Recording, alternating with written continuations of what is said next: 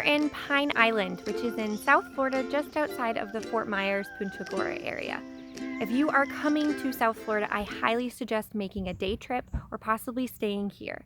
Luckily, we are staying at our aunt and uncle's house, which is in Bokeelia, one of the 2 cities in Pine Island. But it is just so beautiful here. We feel really lucky that we get to free camp in their front driveway. Thank you very much, Babs and Jim. But if you want to come here, I definitely suggest checking out the KOA that is on the island, or you can actually stay free camping about 30 minutes just northeast of here in Punta Gorda. I'm sure there's lots of different parking places that you can find in Fort Myers as well, but I definitely suggest coming here. It is such a tropical oasis. There's just fruit trees everywhere, birds flying. You don't hear a ton of traffic. It really is just so calming, exactly what you'd imagined of a South Florida paradise. We're going to be doing a lot of awesome stuff on the island. We're here for almost a week. Today we are actually going to the Edison Ford summer home. I've been there several times when I was a child, but I have not been back as an adult. So I'm really excited to see what we're going to learn today and kind of revisit it. Almost see it for the first time again since I was so little when I went before. But check out this camping site. This is where they live.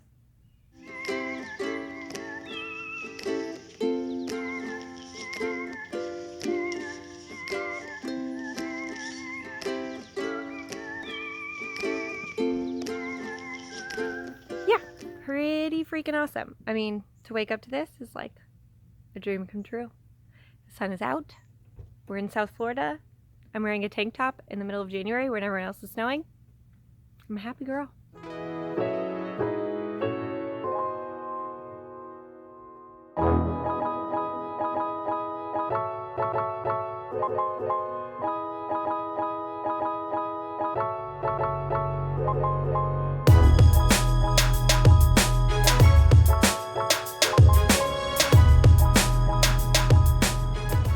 In the moonlit garden, and yes, I want all of this. This estate is incredibly beautiful.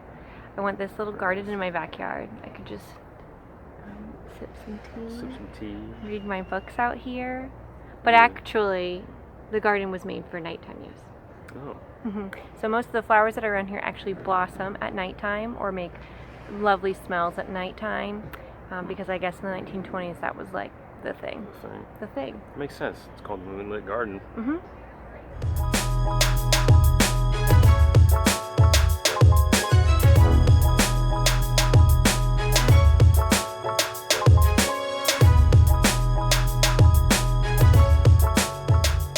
Said that very famous people of the time, even Herbert Hoover, as well as Ford, of course, because he ended up buying the property that is next to this, and now it is called the Edison Ford estate, but also Rockefeller, Firestone, lots of famous people of that era came and dined here. And back then there was absolutely nothing else out here.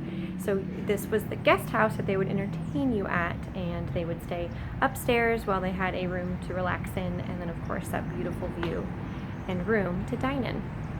I could do this. I could easily live here or have that be my dining room with this view. I'm cool with that. We just finished our tour and it is awesome. I highly suggest coming here if you're in town or passing through. It's well worth a nice afternoon, morning, whenever you want to come. It'll probably take you about 2 hours if you're super thorough and really take your time with it. Behind us is, what do they call it? The Seminole House. Seminole House, which is Edison's winter home. I do want to note that we're here in January, which is exactly the time that Edison and Ford liked to come and hang out here in January and February. And the weather's pretty freaking amazing. Yes. I will say that. So this is literally, we're experiencing it how they did back then, and it's awesome. Yeah, a little more traffic than they did. When they were here, pretty much no one lived here. But it is a gorgeous piece of property. They have a wonderful home. It's really cool to learn the history. And you also have Ford's home, which is right next to his. The house behind me was built in 1886, and then the home that Ford lived in, which is next door, was actually built in 1911. And Ford didn't move in until 1916. But yeah, both homes were really pretty. I could move here and live here. For sure. You can definitely tell that the charm and the little features like the porches and this and that is just like quintessential Florida. And any spot where you drive through, like Winter Park or St. Pete for that matter, all the cool old areas, the historic areas, are trying to look like this.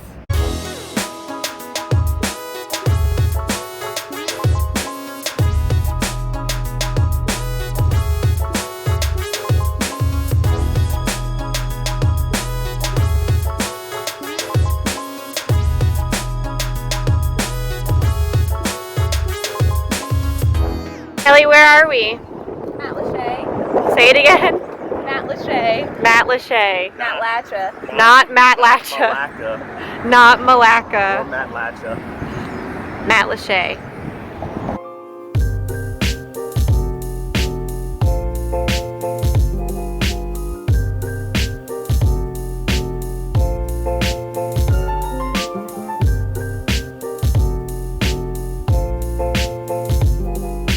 What's happening, Dennis?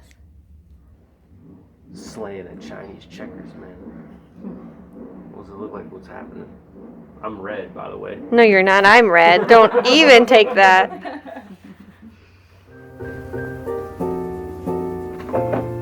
everybody. We are in Bokeelia, Florida. Going on a little sunset bike ride. This is my cousin Kelly, and this is Corey. Say hi. Though, but we're gonna go for a bike ride.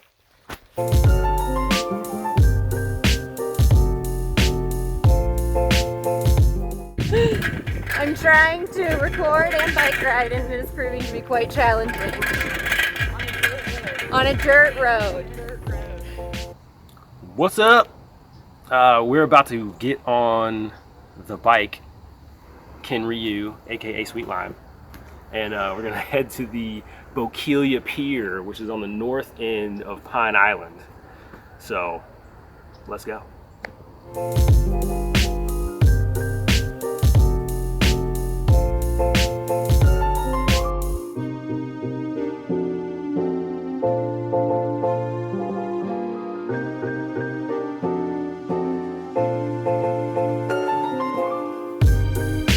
We made it to the dock, the pier, and got kicked off. Apparently, you can't be at the end of it unless you're fishing, and you can't fish unless you pay $8. So, none of that for us. So, but we got a couple pictures on the end of it anyway. We got to walk to the end of it before the dude on the golf cart kicked us out. But it's all right. Now we're at Captain Khan's enjoying some key lime and coconut cream pies. Banana cream pie. Banana? I thought you wanted coconut. Banana.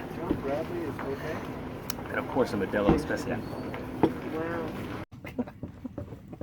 And no COs, we're getting ate alive. The worst mosquitoes. Oh my god, it's terrible. Stop. I'm sorry, I'm cussing up a storm. We're gonna have to find a bleep button. Dude, seriously, no serums. They're in my ears, they're on my legs. I can't stop moving because I'm getting ate up. We made it to the back side of the Randell Research Complex. This is the Smith Mound, which apparently is a Calusa Indian burial site. Let's check it out.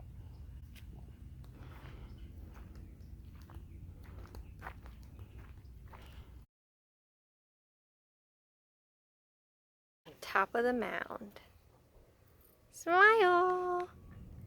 The Calusa Indian tribe actually created their own canal so that they could get across the island in a much more efficient way, which is a huge feat if you're thinking about thousands and thousands of years ago. All they had were shells as tools. They didn't even have rocks available to them because of the material or the land that was on Pine Island, since it was at sea level. So behind me, right here, is one of the canals that they made. And they used to travel by canoe easily throughout the canal. It actually went 2.5 miles at one point. That was thousands of years ago. And they would actually fish from different holding ponds. They were incredibly, incredibly smart.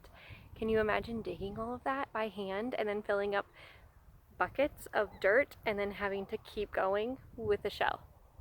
No, thank you. No, thank you. Liz, No? what did you just jump over? I don't know. I don't know. Or yellow rat. I think it's a corn snake. Yeah. Corn snakes are safe, right? Yeah, Okay. they'll bite you, but Well, but yeah, they're they're not not gonna die. poisonous. Are we sure we want to do this nature trail in flip-flops? Hell yeah. It's hard to see, but there's a palm tree in the middle of all those roots. Crazy. Silver buttonwood.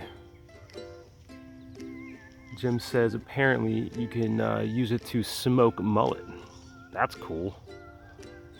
Going to have to remember that for some smoked fish recipes in the near future.